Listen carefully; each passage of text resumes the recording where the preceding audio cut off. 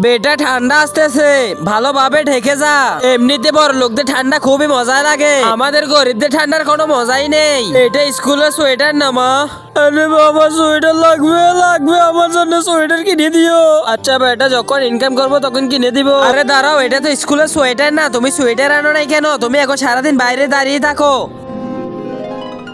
তাড়াতাড়ি গিসার জ্বালি গোসল করতে চলে যাই। তাড়াতাড়ি পানিগুলো গরম করে দিই। ঠান্ডার ভিতরে গরম পানি দিয়ে গোসল করার মজাই আলাদা।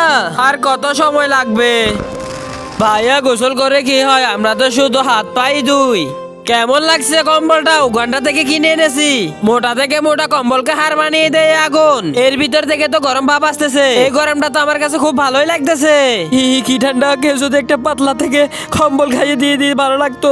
2 বছর ধরে টাকা জমাইছে, টাকা দিয়ে কিছু না তো কিছু পাবো এই ছেলেদের জন্য। আর আগে দেখবো কারা শয়তানকে হারিয়ে মা বাবাকে ভালোবাসে। যারা মা বাবাকে ভালোবাসে তারা ভিডিওতে একটি লাইক করে চ্যানেলটাকে সাবস্ক্রাইব করে দিবে। আর যারা শয়তানকে ভালোবাসে তারা লাইক সাবস্ক্রাইব করতে হবে না। আর কমেন্টে শেষে আই লাভ ইউ বাবা মা লিখে যাবে। এই শোনো গরিবরা, এদিকে আসো। আমাদের বড় লোক থেকে অনেক কিছু আছে, এদিকে আসো সবাই। গাইস দেখো, আমরা গরিবদেরকে কম্বল বিতরণ করছি। আমাদের ভিডিও শেষ, সবকিছু দিয়ে দাও।